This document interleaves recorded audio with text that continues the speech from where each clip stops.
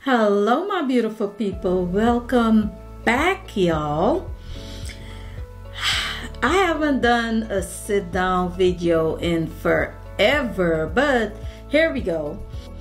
10 solo travel mistakes that I have made that I do not want you guys to make. Absolutely not. So here we go. The first one, and the first one, very important. You planned your trip, you know where you're going, but have you researched where you're going? Researching, you guys. I like to, when I first started traveling, I am kind of a free spirit. I will pick a place like, okay, I'm going to Portugal. And okay, I think I'll do Vera. And that was it. I'll look up the hotel, get the hotel, and I figured once I get there, then I'll look for things to do.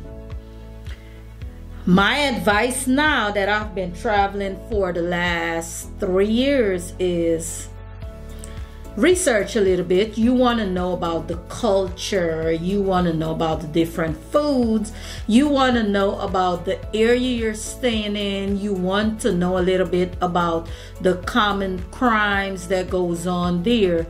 Certain things you want to know so that you can be aware of them. So you guys, before you go on your trip, my advice to you is research where you're going. Research what they have going on, and while researching, plan like tours. I like planning food tours because I love to eat.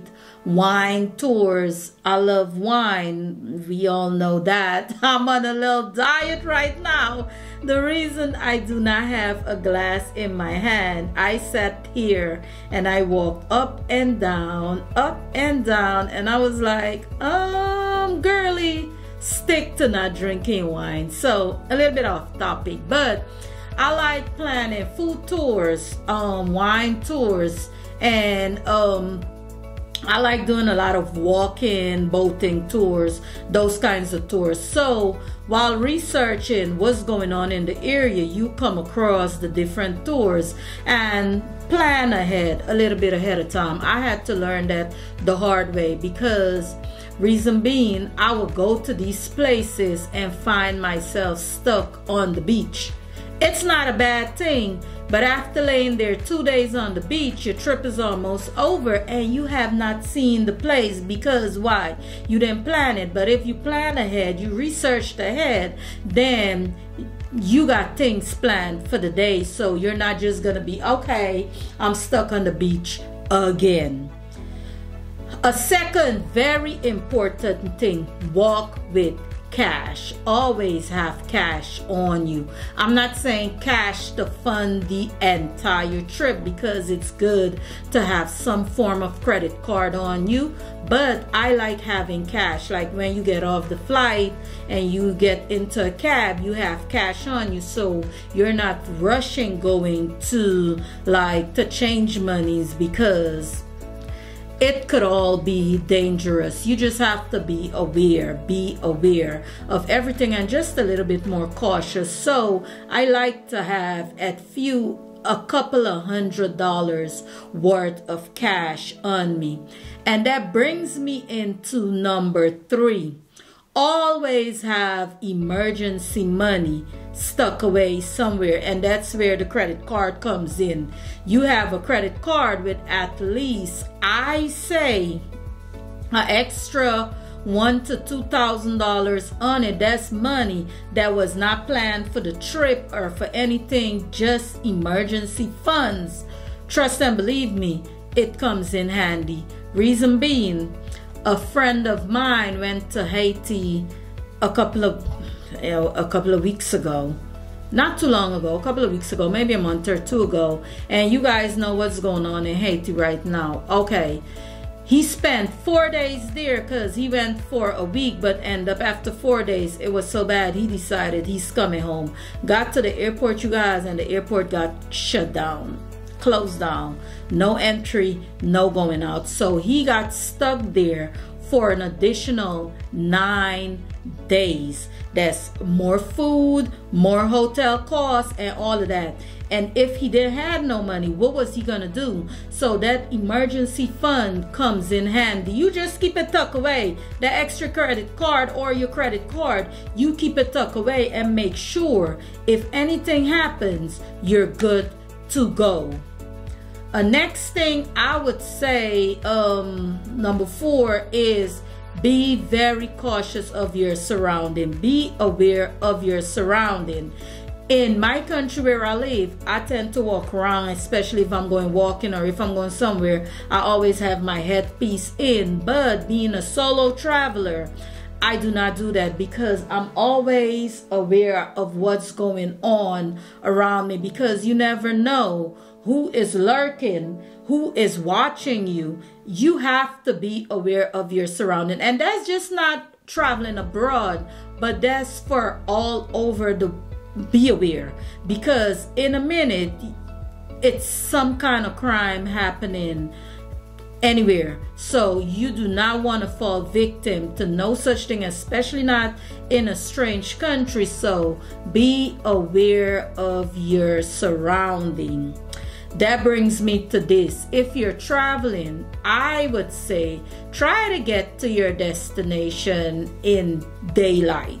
I like when I'm getting to somewhere, I like getting in like early in the morning. That gives me the entire day so I don't lose daytime. But some people think if I get in at night, then I have the whole day to get up and do what I have to do. In the most scenarios, hotels, even if you can't check in yet, they will hold your baggage. So you could go place your baggage down and you still have your entire day to enjoy. The reason I say get there during the daytime is because let's say you're not fully prepared, where planning comes in and research, and you get out there and you get lost, or you don't the cab, the transportation that was supposed to pick you up is not there, or something happened. At night, it's more difficult and more scary to get out of a problem, to figure it out, than during the daytime. So my advice to you, leave during the daytime. Me, I like getting in during the daytime, early morning, like I said, and I normally book my flights out around 5, 6 o'clock. That way I still enjoy the majority of the day, but I'm not traveling at night. I could get home at 7, 8, 9, 10 o'clock. I'm parked at the airport, or if I'm on the train, I know where I live at, so I don't mind getting home at night. But getting into a strange place, get in during the daytime. Just my advice. Number 6, I can't remember where we at, y'all. Yeah, I just came back from walking and back my neck is itching. I'm sorry. But number 6, I wrote them down for you guys. Let me see what else I got for you guys. Oh, stop geotagging where you at life. You get to the airport and you get to Portugal, or you get to Greece and ding, or you get to this hotel and this is where you staying and ding. Most of the time I post my pictures. If you see a picture or a reel of mine go up, it is after I've left that destination. I've been gone a week later, sometimes 2 days later, but I'm not at that location no more. Simple being, you're making yourself a target. You do not want to, and that comes back to what I'm saying, being cautious. You want to be as cautious as possible and not tagging your location. Yeah, you might not want to do that. You can post all your beautiful pictures when you leave location, but my advice is not to do it while there. Yeah. And then going along with this is try to be as low-key as possible.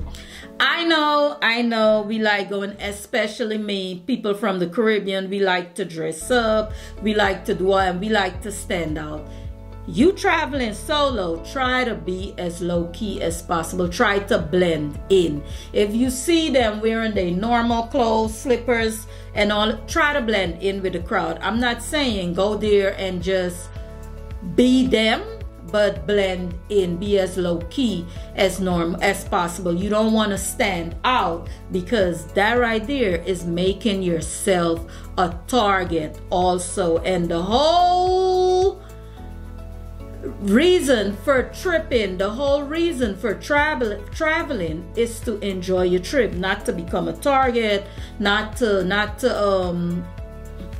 become a crime victim. None of that. We want to go on our trips and enjoy it. And these, you guys, are mistakes that I have made. I wish someone had told me this 3 years ago when I started traveling. Or I can't even say that. I wish I had learned how to do my research before I started traveling. And a very important one is stop telling people you're traveling alone. Y'all, I have tricks for that. I'm a lone traveler. I travel solo all the time, but you would never know. You ask me, you traveling alone? My husband upstairs in the room, tired. He'll be down in a little bit. You traveling alone? My group of friends, they went out and I didn't feel like going. I got a headache, so I'm just sitting at the pool, but they're on their way back in a half an hour. You traveling alone? Why? You're traveling alone? Oh, okay. Oh, I'm not. No, I'm here with a... And those are some answers that I tend to give people. And you guys, that's where trust your instinct comes in. Trust your instinct, because sometimes you will meet other solo travelers that are just looking for a traveling buddy. And you know the difference with someone asking you traveling alone for a reason that is not beneficial to you, or you traveling alone because they're actually looking for company. Because that's how I've actually met great people and friends on solo trips too, meeting people in restaurants, meeting people at the hotels. That's how I personally do not stay at hostels, because I'm a germaphobe, and I don't know. I have never stayed at a hostel, but I've heard from other travelers that frugal traveling and getting the most out of your money that you have, staying in a hostel, staying with others, you meet people faster, it's cheaper traveling and all of that. But I've never done it. I'll stay in an Airbnb, or I'll do a hotel. And you still find cheap hotels, you still find cheap Airbnbs. That's another video that I'm gonna put out, you guys, with this company that I travel, like really cheap. But we'll get into that in another video. But like I say, stop telling people you're traveling alone and trust your instinct. If you get somewhere that it just does not feel right and you get this jumpy feeling, trust your instinct. Someone come and they start talking to you and it start feeling creepy, trust your instinct. Get out of there. Move, go. Because most of the time our instinct be telling us not to do something, and here we go.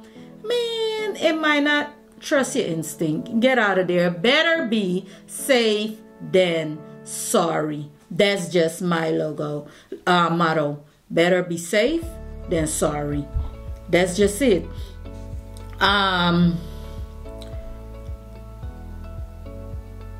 This one here, it also research also. I tend to look at destinations that a lot of solo travelers have been to before, because most of the time they have some good tips for you. So like me, most of the places that I've been to, I look at other travelers. So I'll look at the areas where they're staying. I'll look at the places they've visited. I'll look at the restaurants they've been to. I'll look at the hiking trip they're taking. And that is how I plan that in, because if I look at 2 or 3 solo travelers and they all have been to that place and the reviews are good and all of that, okay, I can put that on my itinerary. Maybe when I get there, I'll visit that beach because they went over there and they had nothing but good things to say about it. So it's a good thing also, you guys, to look at other solo travelers and see where they're going. That all falls under research, I'm thinking also. And you get an idea of where to go, where is safe, where you feel comfortable, and all of that. What's the last one? I think I got them all out. But I got them all out. So let's run over them real fast because I'm not sure that I did 1, 2, 10, but let's go. The first one was stop geotagging where you are. Stop tagging yourself. Do not let people be aware of where you are lifetime. Like when you leave, post a picture, tag the place, whatever, but do not do it lifetime. Try not to get to your destination in the dark. At night, try to get there daylight, morning, midday, maybe afternoon, but not nighttime. And leave also, depending on you, how much do you want to benefit from your last day there. I mostly leave in the evening hours, but also before it's pitch dark. 3, be aware of your surroundings at all time. You have to be alert in these strange countries. Please be aware of your surrounding at all times. 4, do your research ahead of time, y'all. Research, research, research. 5, try to be as low-key as possible. We don't want to stand out. We're coming here to have a good time. We're coming here to vacation. We're coming here to hike. We're doing what we're doing, but we don't want to stand out. We just want to have a good time and go home. Trust your instinct in everything you do. Trust your instinct. Stop telling people that you're traveling alone. That's 7. Stop telling everyone you're traveling alone because you never know who's out to harm you. You're creepy people in this world. 8. Oh, I forgot this one. Pack as minimal but necessary as possible. The reason I say this, you guys, is I'm the person that couldn't go nowhere with just hand luggage and a backpack. And I know a lot of y'all know how to do it, but I did not know how to do it. So for the ones that don't know how to do it, I'll have a video. I have several pack with me videos where I had to teach myself how to pack as minimal as possible but necessary. So I have all my necessities, but I also have the minimals that I need because now I'm loving it. I have my hand luggage, my backpack, my camera equipments, and that's it. That's it. So everything goes on the plane and I walk off and I'm out of there. The reason why I say that is if you just have hand luggage and your backpack, once you get on your plane, you just get straight off. There's no waiting in line, or there's no have to wait at the baggage area for your baggage and all of that. You just hop on and hop off. I love it. 9, always have cash on you. Make sure you walk with cash and a credit card. And 10, it's very smart to look at where multiple solo travels destinations, get tips from them. So you'll look at where they've been, look at where the most people go. Thailand, Japan are really great places. Most solo travelers, Bali, Bora Bora, those are places that you'll see on most solo travelers pages. Sweden, Stockholm, just simple places. you get an idea of what I'm saying. So you get tips from them also, because if 3 or 4 people stay there, solo travelers stay there, I'm more likely to be like, okay, let me check it out. It looks safe, no negativity, no negative reviews or none of that, and the area looks okay, so falls under research. But that's just it, y'all. Those are my 10 tips. All right, y'all, the camera died. I'm sorry, wasn't paying attention. I was so into this, I was not paying attention. But yeah, those are my 10 tips for you if you want to start solo traveling. Go ahead, do it. But also, I talked about the do's and the don'ts, what to remember. But don't forget to have fun. Have fun with it. That's what you're going on your trip anyway for. Have fun. Once you pay attention to what you have to pay attention to, just go out there and enjoy your trip. Anyway, I hope these tips help. If not, hit me up in the link below and let me know what else you need to know, or what are the concerns y'all have. Anyway, thank y'all for listening and watching. Stay blessed and beautiful, my loves.